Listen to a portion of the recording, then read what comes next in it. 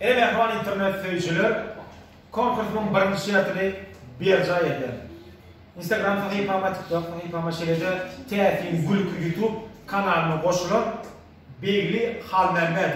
Belli canı Köküstan'da alp bazı yigidimi. Belli işinde sınıflım Hemran olsun. Konkursun ikinci şertinde katlaşma hukuk kazandım. Konkursun ikinci şerti 10 saat sonra 1 minut doğana cevap vermeli. 1 minut doğana cevap verip bilse konkursumuzun 3. şertine geçeceğim. 3. şertinde kurulan ha? 3. şertinde de Ayşim Yali A50 telefon. Telefon şeyde A20S telefon. 500 manadan 10 saat pul bayrak koyduk. Şöyle hayfamada bir yerine eyvallah biliyorum. 3. şertine geçtim. 3. şertine geçme 90 sonra bilsene bal arkafen adından füyücülük tortu. Diysen tağamlı füyücülük tortları var. Şu füyücülük tortundan bir yerde sana savat veriyor. Hayfın saylasam mı? Hayfın saylasam. Öden mum pişiriliş uğru diysen yükkösü.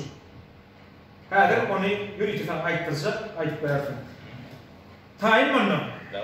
Tayin mınım mehman iyileşler. Belli hal Mehmet'dir. 10 saat sonra 1 minut doğana cevap veriyor. Tayin mınım belircan basırayım mı? Gittik. 3 tane dostum hadi. Nime? 3 tane dostum hadi. Yani aydın şu an aşağı buraya gittik. Davay 3 tane dostum hadi. Gidiyor. Yok vakit götürüyor. 3 tane dostum hadi. Arfan yemiş kalıyor. 3 tane olsun hadi. Asıl Kerim de buranın. 3 tane aydınçın hadi. İbrahim, Alişan, Lazım, Sergey. 2 harften gelen 3 tane hayvan hadi. At, it, ağız. 3 tane Türkmen aydınçtı. Armuş, Paraka, Gülşah. Toğuzunu dağa çıkmak yerini dağa bana saklı çıkmak yerini.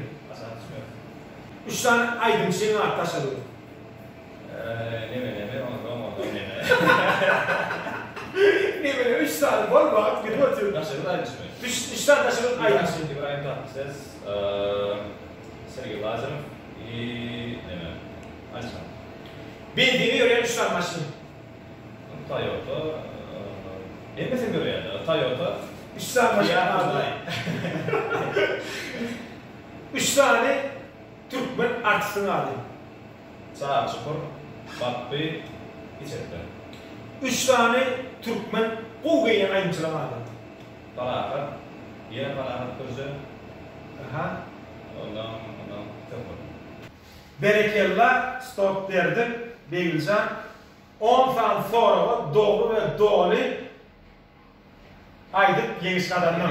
Bravo. Mehman iyileştiler. 1 minut doğumda 10 saat sonra birliği başta alcalada da iyidir ürmencik aydıp verdi. Tabi 1 minut doğumunda 10 saat sonra cevap versen 3.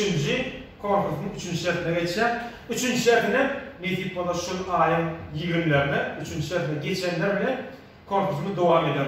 Beyircan, senin işinde üstünlükler yar olsun, canın sağ olsun, görücüğün bol olsun. Şimdi bir rahat da yani.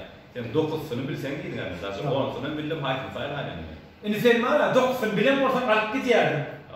10'sunu bilsen 3. şertine katlaşıp telefonlara, pul bayraklara iyi olup biliyor. O telefon almalığıma mümkün yani sonuçta şu an torda.